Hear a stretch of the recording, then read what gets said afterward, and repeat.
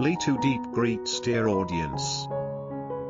Today, do you want to reminisce about the journey of the poor girl Too Deep? Let's follow along. Far away from the clamor of the city, hidden between ancient forests and rolling mountains, there was a small village resting quietly beside a clear stream. In that place, forgotten by most of the world, lived a girl named Too Deep. Orphaned since childhood, she lived alone in a tiny thatched hut on the edge of the woods. She had no riches, no formal education, no status, only a heart. She was raised by silence, wildflowers, and the whispers of the wind. People called her the child of the mountains. Not because of her poverty, but because of how she lived. Whenever someone was in need, Too Deep was there, offering the little food she had, helping the elderly walk, sewing clothes for children with her bare hands. Her kindness was quiet, constant, and without conditions. Then came a terrible illness. A strange sickness swept through the village. People locked their doors, fled to the forests, avoided the sick like ghosts. But Too Deep stayed. She brewed leaves into medicine, spoon-fed rice porridge to those too weak to lift their heads. With no degree, no gloves, no protection, only compassion, she saved dozens. She lit a flame in the dark when all others dimmed. Word of her reached beyond the mountains. The media called her the saint of the forest. Officials came offering rewards. But when asked what she wanted, she simply said, "I don't need gold.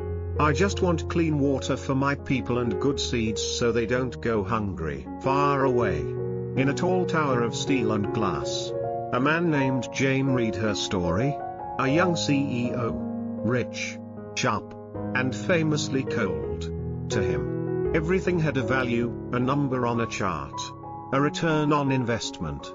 He didn't believe in miracles or saints. Curious, and sensing potential for a luxury eco-resort, he traveled to the village. In his crisp suit, stepping from a black car onto a dirt path, James was a man from another planet. But nothing prepared him for Too Deep. She didn't know who he was. She didn't care. She looked at him not as a CEO, but as a human. And in that gaze, clear, gentle, without awe or fear, James felt something he never had before. He felt seen. He stayed longer than he meant to. Watched her teach children how to read with charcoal. Cared for the elderly without complaint. Sang lullabies in the rain to calm sick babies. Each moment chipped away at his old self. One night, he got lost in the forest. Fevered, weak, alone, it was Too Deep who found him. She carried him through the rain, warmed him by the fire, sang him to sleep.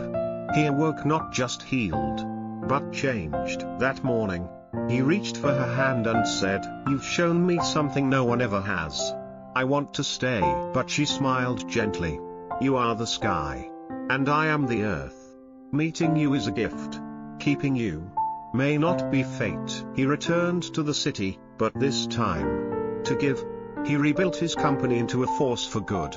Brought solar energy, internet, and digital libraries to rural villages. Starting with hers. He returned again. Now humbler. Not with deals, but with dreams. He asked her to be with him. She didn't say yes. She said, "Show me with your life." But as light grows, so does shadow. John, a former rival of James, appeared, pretending to be a philanthropist. He donated money, built a clinic, then burned down the village's medicine hut, framing Too Deep with forged evidence and silvered tongues. He turned the village against her. She was arrested. People doubted. The girl they once revered now sat behind bars. Yet, she wept not. She stared at the sky through the small cell window and whispered, "Truth is like the sun, hidden for a moment, but it never disappears." James rushed back. He brought his private investigation team, dug through footage, exposed John's crimes. Too Deep was freed. The villagers wept, begged forgiveness. She helped them stand. Forgiveness is lighter than anger. Let us walk in light again. From that day, James never returned to the city. He built a modest home near the forest. He learned to grow vegetables, carry rice, listen to the rain. One evening, with no press, no music, no fanfare, they married. She wore a simple white dress. He wore a cotton shirt tied with a banana leaf rope gifted by the elders. Children tossed forest petals into the air. The old ones sang ancient love songs. A reporter once asked, "You come from such different worlds. How can you live together?" Tu Deep smiled. "Because we learned to love the parts of each other that were different. And together, we became more." She refused public honors, refused to have her biography written. "If you want to know who I am," she said, "look at the children laughing in this village. That is enough." No one called her saint anymore. No one called James CEO. They called her the guardian of light, and called him the man who chose to live forever in her warmth. Thank you for following the story. Wish you and your family good health, and please click follow to follow the story as soon as possible.